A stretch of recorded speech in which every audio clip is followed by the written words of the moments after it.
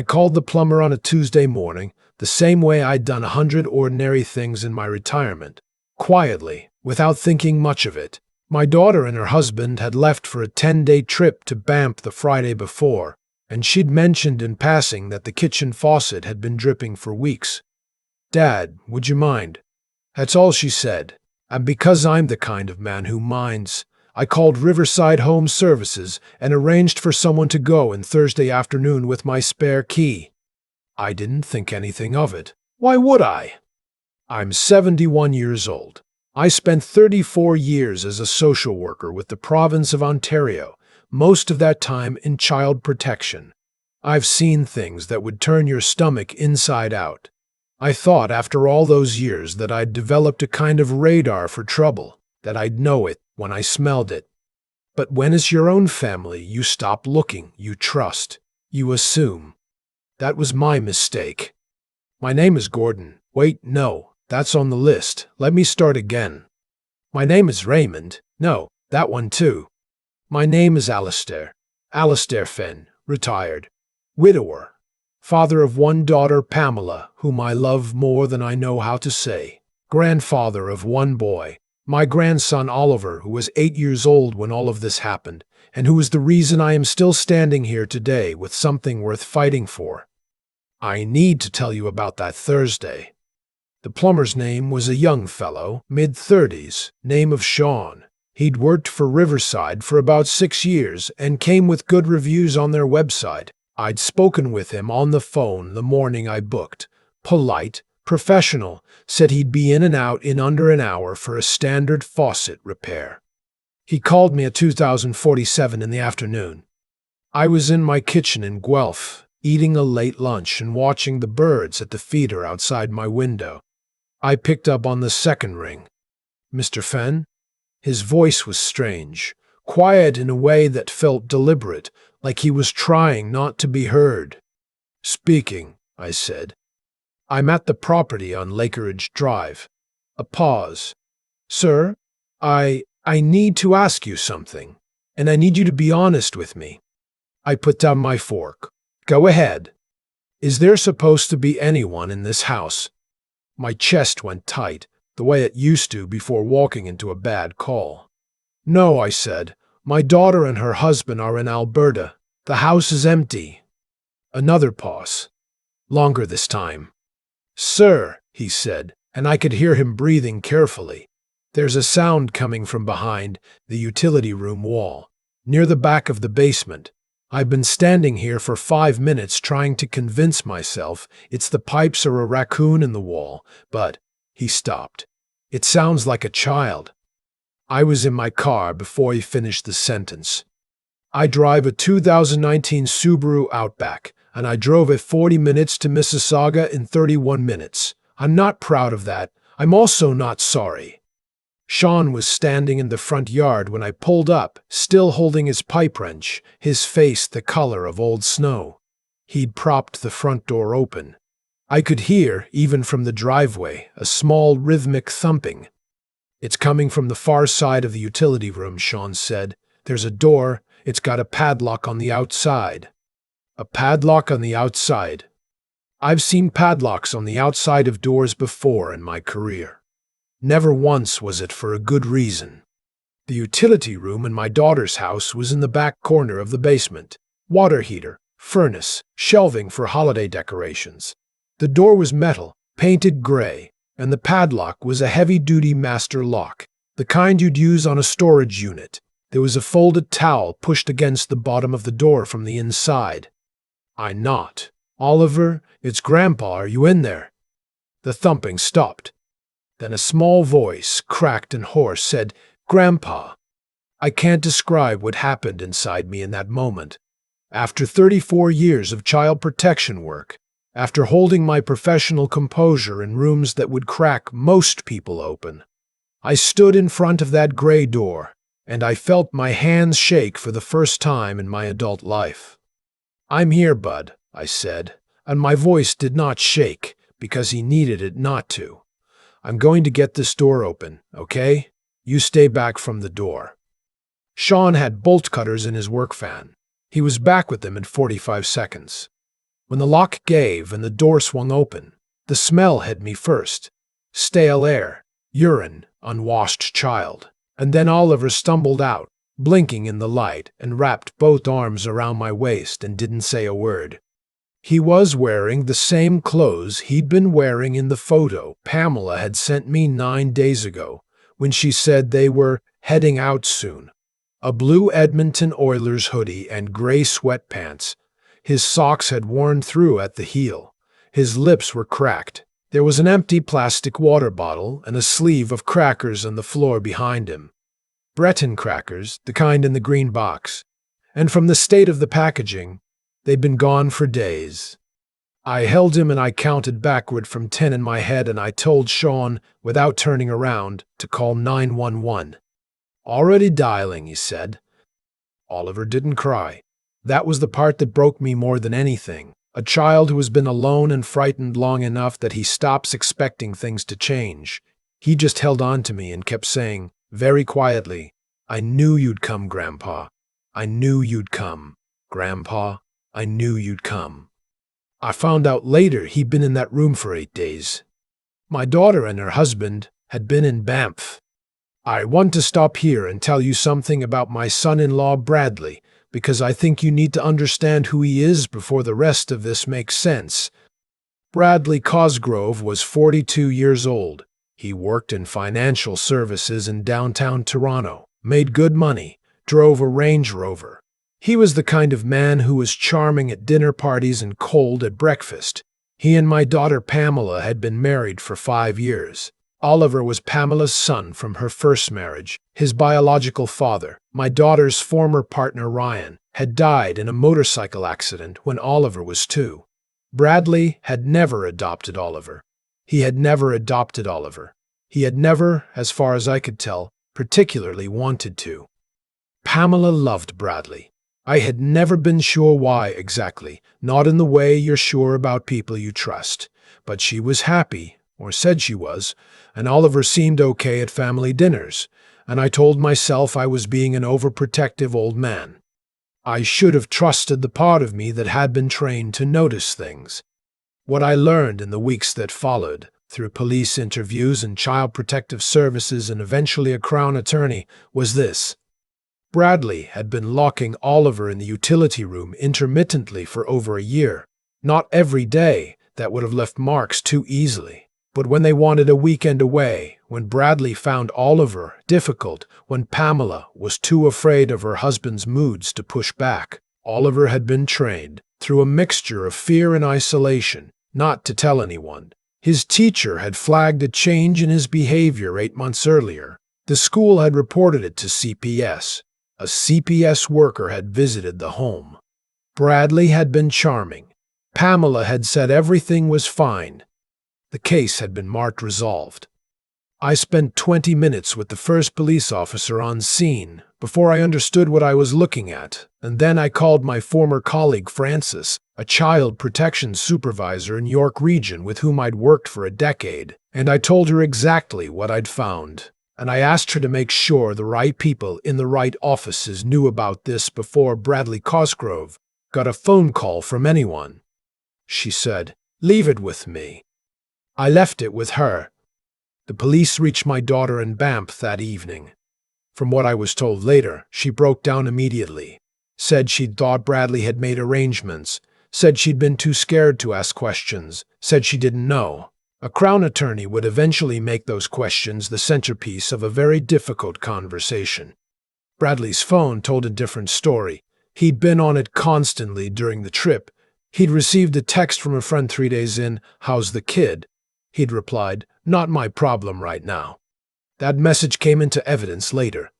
When Bradley and Pamela landed at Pearson International Airport 2 days after I found Oliver, there were police waiting. Bradley was arrested at the gate. Pamela was interviewed for 6 hours. She was not arrested that day, but she was very clearly on notice. Oliver was taken to the Hospital for Sick Children in Toronto, which has a child advocacy center attached to it. He was examined by a pediatrician, a psychologist, and a specially trained social worker. He was malnourished, not critically, but measurably. He had bruising on his upper arms, consistent with being grabbed forcefully, bruising the medical examiner dated to within the previous 2 weeks. He was significantly behind on 2 scheduled vaccinations, which his family doctor's record showed had been deferred 3 times. He hadn't been to the dentist in 2 years. A child nobody was looking after right in front of everyone. I applied for emergency temporary guardianship through the Ontario court system the morning after Oliver was admitted to hospital. I'm a retired child protection worker. I knew exactly which forms to file and in which order. I filed them myself. I had my former supervisor, Francis, write a letter of support. I had Oliver's pediatrician from Sick Kids write one. I had Sean, the plumber, write a sworn statement. I had my own GP write a letter confirming I was in good health, ambulatory, and cognitively intact. The emergency guardianship was granted in 4 days. That is not fast by court standards. It felt like a year. During those 4 days, Oliver was in a foster placement in Etobicoke, a good one, with a woman named Deverly who'd been fostering for 20 years and who, I was told, made him scrambled eggs every morning and let him watch hockey in the evenings. But he called me every night before bed, and every night he asked the same question. "When can I come to your house, Grandpa?" "Soon," I told him. "I promise you, soon." He came on a Thursday, exactly 1 week after I'd stood in that basement. I drove to Etobicoke, signed the paperwork, and buckled him into the back seat of my Subaru. He fell asleep before we reached the 401. He slept for 11 hours that night. I sat outside the door of my guest room, the one I'd already moved the sewing machine out of, already put new sheets on the bed, already found a nightlight for at the Canadian Tire on Stone Road, and I listened to him breathe, and I thought about all the nights nobody had been there to do that. Now, I want to tell you about the court process, because people sometimes think these things move cleanly and swiftly, and that the bad people simply disappear into consequences. They don't, always. It's messy and slow, and it costs money and emotional energy, and I want to be honest about that. Bradley Cosgrove was charged with forcible confinement, criminal negligence causing bodily harm, and failure to provide the necessaries of life. These are serious charges under the Criminal Code of Canada.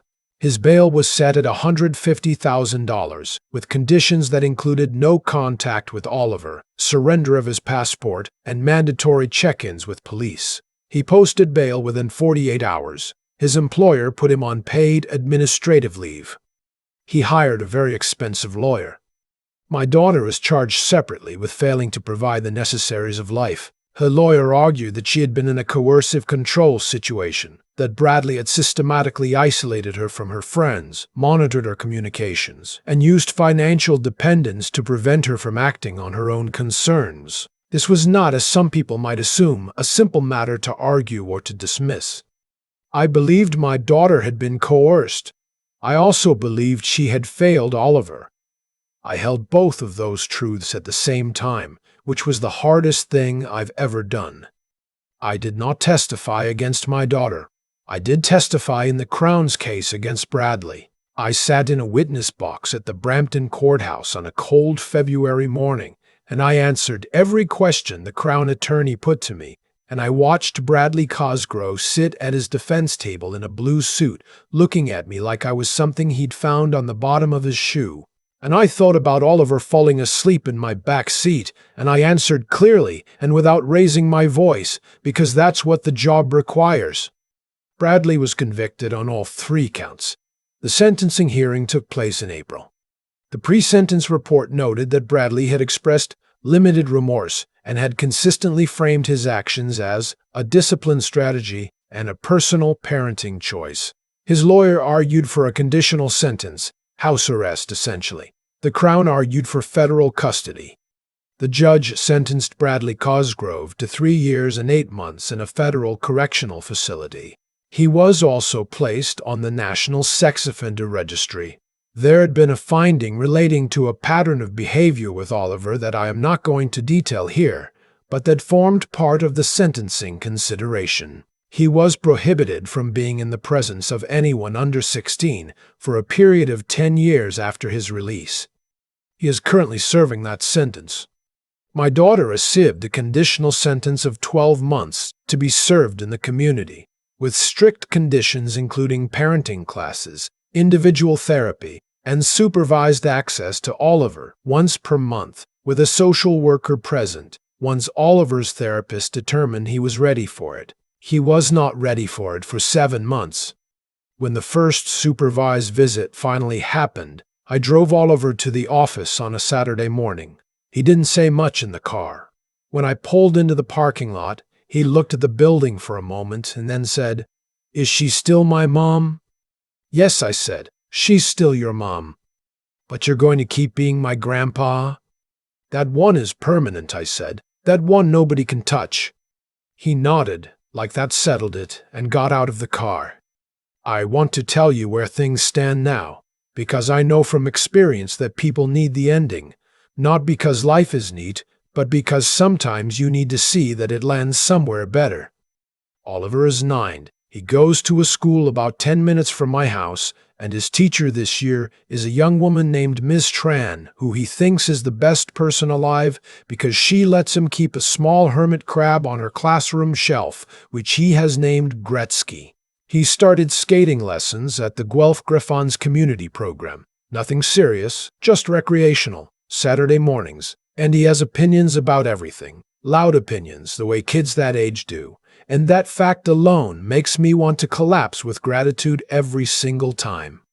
He has a therapist named Dr. Pierce who he sees every 2 weeks and who, he tells me, doesn't make him talk about bad stuff, just helps him figure out how to think about it. I'll take that. He still sleeps with the nightlight on. I bought 2 spares just in case. The house in Mississauga has been sold. The Range Rover was seized as part of the criminal proceedings. There was a forfeiture application relating to assets acquired through deception, which was a civil matter running parallel to the criminal case. And I won't pretend I understood every step of it. What I know is that Bradley Cosgrove does not have the Range Rover anymore, and that gives me a small, unchristian satisfaction that I have made peace with. My former son-in-law told his lawyer at some point during the proceedings that I had overreacted and caused unnecessary harm to the family. I think about that sometimes when I'm watching Oliver skate on Saturday mornings, the way he pushes off too hard and overcorrects and nearly falls, and then laughs at himself before trying again. All that stubborn little engine of a person, still trying. No, I don't think I overreacted. I think I made one phone call to a plumber about a dripping faucet, and I think the rest of it was just paying attention. I spent 34 years in child protection being paid to pay attention. I retired, and I stopped. I thought I was allowed to. I thought, with my own family, I didn't have to. I was wrong about that. If you take anything from what I've told you today, take this. It is always worth paying attention. To the child who goes quiet. To the adult who answers questions a little too smoothly. To the door with a padlock on the outside. It is always worth one more phone call. Sean the plumber still works for Riverside Home Services. I sent him a bottle of 40 Creek whiskey and a card the Christmas after the trial.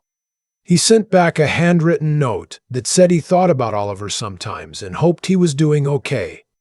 I wrote back and told him Oliver had learned to skate. He replied with 3 words, "That's really great." It is. It really is. I keep coming back to that bottle of crackers on the floor, the green Breton box, empty, the kind you'd grab off any grocery shelf without thinking. The most ordinary thing in the world, sitting in the corner of a dark utility room where my grandson had been alone for 8 days. That detail won't leave me. I don't think it's supposed to. I spent 34 years in child protection, and the thing nobody tells you about that work is that it changes how you see cause and effect. You stop believing in accidents. You start understanding that most of what looks like a sudden disaster was actually a long, quiet series of choices made by people who told themselves each small step was manageable, justifiable, not that serious. Bradley didn't wake up one morning and decide to be the man he turned out to be. He became that man through 100 smaller decisions, each one making the next one easier. And Pamela didn't fail Oliver in one moment. She failed him across months of choosing fear over her son, and I have to live with the fact that I didn't look closely enough to see it happening.